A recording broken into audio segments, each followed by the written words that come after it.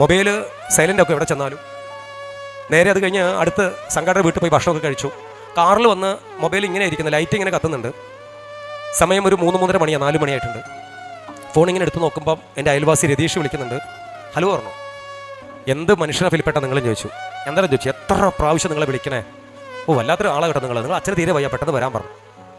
പെട്ടെന്ന് വണ്ടിയുടെ ബ്രേക്ക് ഞാൻ ചവിട്ടി. എനിക്കൊരു ഓർമ്മയൊന്നും കിട്ടുന്നില്ല. സൈലൻ്റ് ആയിരുന്നല്ലോ ഫോൺ. പിന്നെ നോക്കുമ്പം എൻ്റെ അമ്മയുടെ 54 കോളുണ്ട്. എൻ്റെ അമ്മ വിളിച്ചിട്ടുണ്ട്, 54 കോള്. അതിൽ പിന്നെ പെങ്ങളുടെ കോളുണ്ട്. എല്ലാം ഒന്ന് സ്ക്രോൾ ചെയ്തു. എല്ലാ കോളും എടുക്കാനൊരു പേടിയായി. അടുത്ത് എൻ്റെ വേറെ അയൽവാസി വിളിക്കുന്നുണ്ട്. എടാ നീ എവിടെത്തെയും ചോദിച്ചു. ഞാൻ പറഞ്ഞു എന്താ ഞാൻ ആ കാര്യം പറയാമെന്ന് പറഞ്ഞു. എന്ത് പറ്റി അപ്പം എന്ത് പറ്റിയും ചോദിച്ചു. പുള്ളി ഒന്നും മിണ്ടുന്നില്ല, മിണ്ടാതെ നിൽക്കുകയാണ്. അവിടെ മറുതലയ്ക്ക് ശബ്ദമില്ല. എൻ്റെ മനസ്സിൽ പെട്ടെന്ന് വന്നത് കൊണ്ടുപോകണോ വേണേ പറ. ആ ഗുളിക മാത്രം കുടിച്ചാൽ പോരെ, ചൂടുവെള്ളം കുടിച്ചാൽ പോരെ, ഗ്യാസ് ആയിരിക്കും. ഇതെൻ്റെ മനസ്സിൽ വരണം. പക്ഷേ വീട്ടിൽ ഏകദേശം 1.5 മണിക്കൂർ വണ്ടി വിടണം. പക്ഷേ ഞാനൊരു 40 മിനിറ്റ് കൊണ്ട് വണ്ടി എത്തി. വണ്ടി ഓഫാക്കാതെ ഇറങ്ങി ഓടി. കുറച്ച് ആൾക്കാരൊക്കെ വന്നിട്ടുള്ളൂ. അച്ഛൻ ഞാൻ ഇറങ്ങി ഒരു ഉച്ചയ്ക്ക് ഒരു 12 മണിയാകത്തോട്ട് വേദന തുടങ്ങി. അച്ഛന് കാർഡിയോ അറസ്റ്റായിരുന്നു. എൻ്റെ അച്ഛൻ ആരെയും വിളിക്കാൻ സമ്മതിച്ചില്ല. എൻ്റെ അച്ഛൻ പറഞ്ഞു എൻ്റെ മോൻ വരട്ടെ, അവൻ വന്ന് അവന് ഒരുപാട് ഡോക്ടർമാരെ പരിചയം, അവൻ തന്നെ കൊണ്ടുപോയിക്കോളൂ, നീ അവനെ വിളിയെന്ന് പറഞ്ഞു. പക്ഷേ അതിനുശേഷം ഞാൻ എൻ്റെ മൊബൈൽ ഫോണുകൾ ഒരു സദസ്സിലും ഞാൻ സൈലൻറ്റ് ചെയ്യാറില്ല. 54 കോളുകൾ എൻ്റെ അമ്മയുടെ ഞാൻ കാണാതെ പോയി.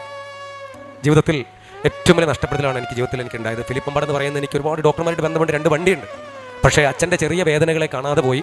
കൊണ്ടുപോകണോ വേണമെങ്കിൽ പറ, വേണ്ട മക്കളെ എന്ന് പറഞ്ഞു. പക്ഷേ ആ സമയത്ത് എൻ്റെ അച്ഛനെ ആശുപത്രി കൊണ്ടുപോകാമായിരുന്നെങ്കിൽ ഒരുപക്ഷെ ഇന്നും അച്ഛൻ ജീവിച്ചിരിപ്പുണ്ടാവും മണ്ണിൽ. ഫ്യൂണറെല്ലാം കഴിഞ്ഞു. ഞാൻ വീട്ടിനകത്ത് കയറിയപ്പം അമ്മയുടെ കാലിലും കയ്യിലെല്ലാം നിറച്ച് ചോരയുണ്ട്. അച്ഛനെ മൂക്കുന്ന ചോര വന്നിട്ടുണ്ട്. കട്ടിൽ അച്ഛൻ എന്നെ നോക്കുന്നപോലെ എനിക്ക് തോന്നിയത്. അച്ഛൻ മരിച്ചൊരു 3/4 മണിക്കൂർ കഴിഞ്ഞിരുന്നു. ഇത് ഫ്യൂണറെല്ലാം കഴിഞ്ഞു. സെമിത്തേരിയിൽ ഒറ്റയ്ക്ക് പോയി ഞാൻ എൻ്റെ അച്ഛൻ്റെ ആ കല്ലറയിൽ പോയി ഏറ്റവും കൂടുതൽ നേരം വരുന്നത് പൊട്ടിക്കരഞ്ഞു. ഇന്നും എല്ലാ ഞായറാഴ്ചയും പള്ളിയിൽ പോകുമ്പോൾ അച്ഛൻ്റെ സെമിത്തേരിയിൽ പോയി പ്രാർത്ഥിക്കും ഞാൻ. അതുകൊണ്ട് പ്രിയപ്പെട്ടവരെ, എൻ്റെ ആജ്ഞയിൽ അപേക്ഷയാണ്, നമ്മുടെയൊക്കെ പ്രായമുള്ള മാതാപിതാക്കളുടെ ചെറിയ വേദനകളെ നിങ്ങൾ തള്ളിക്കളയരുത്. അവരുടെ ചെറിയ വയ്യായികളെ നിങ്ങൾ കാണാതെ പോകരുത്. നാളെ നിങ്ങൾക്ക് കുറച്ചവരെ നന്നായി നോക്കാം, കരുതാമെന്ന് നിങ്ങൾ വിചാരിച്ചാൽ ദൈവം നിങ്ങൾക്ക് അവസരം തരില്ല. അതുകൊണ്ട് ഓർക്കുക. പിന്നെ ഒരു കാര്യം കൂടെ പറഞ്ഞ് അവസാനിപ്പിക്കുകയാണ്. മക്കൾക്ക് വേണ്ടി നിങ്ങൾ ജീവിക്കരുത്, മക്കൾക്ക് വേണ്ടി നിങ്ങൾ ഉരുകരുത്. ഇത് ഫിലിപ്പമ്പൻ്റെ മാത്രം കോട്ടാണ്. മക്കൾക്ക് വേണ്ടി നിങ്ങൾ ഉരുകരുത്, മക്കൾക്ക് വേണ്ടി ജീവിക്കരുത്. നിങ്ങൾ മക്കളെ വളർത്തുക, നിങ്ങളുടെ മാതാപിതാക്കൾക്ക് വേണ്ടി ജീവിക്കുക, അവർക്ക് വേണ്ടി ഉരുകുക.